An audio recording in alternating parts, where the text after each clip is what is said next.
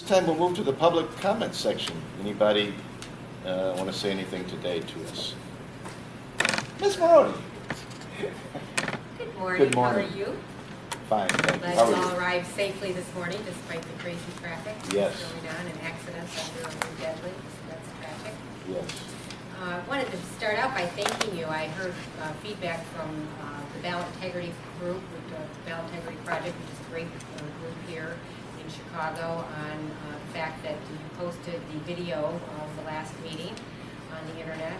And I've also talked to a couple of other people that are quite excited about that. So that was a wonderful way to address my FOIA, and I greatly appreciate that. Thank you. You're welcome. We do pay attention and listen to what you have to say and give great interest in your feedback and comments. Well, thank you. I appreciate that very much. I wanted to discuss, we have updated, I've worked with the staff on vulnerability assessment, and I gave them a proposal, which I'm assuming that you have, and I know that you're not going to comment on it quite yet, because we agreed in the meeting that we would talk further about it, and I'm sure that'll happen before the next board meeting. But we are making progress on getting to our common ground on that regard. Good. I did do further research following our last meeting and spent quite a bit of time studying the EAC website and the Illinois State Board of Elections board minute meetings for the last 4 years. And I submitted a letter to the board last week claiming that the certification of the election system is questionable. I've gotten some feedback from the board and some feedback from here, and I would like to enter that letter into the public record, and I gave it to the secretary with your consent. And I would like to know how we should go forward with addressing that issue expediently. Well, it is entered for the record. Mr. Conley, you want to respond? Yeah. Okay. Sharon, you've raised those same questions directly with the state board, haven't you? I have, yes.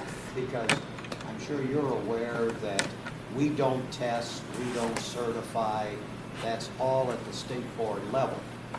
So we really are in the position of relying on the state board to tell us that yes, this equipment meets all the standards and you're free to go ahead and use it.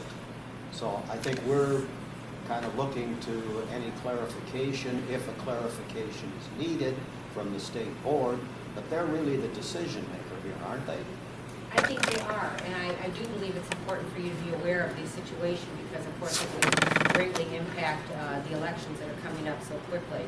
So I'm going to be on top of informing you about the progress with the board and believe that the board will address this issue fairly quickly. Because the question I have long range, if the state board says, yes, this is certified, and you say no, and this is a rhetorical question, aren't we still obligated by statute to follow the state board?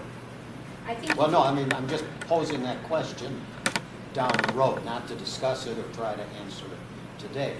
But I think that's sort of how the chain of command goes. Yes, and I think the board has informed me that that we have a differing opinion of when the certifications expired, whether or not it was in 2012 or 2013. And I'm getting clarification about that from the legal department right now. And then the next question is, can it be recertified since there's no ability to test it because they have pulled back from the testing program? And what your responsibility is, I don't know, but if it ends up in court, I guess the judges will figure that part out. I can't, I do agree with you, it has to start, of course, with the state board. But I know you guys don't want to be blindsided by this. No, we don't. Absolutely not. So I just encourage everybody to resolve this issue at the state board level as quickly as possible and as clearly as possible so everybody knows the answer.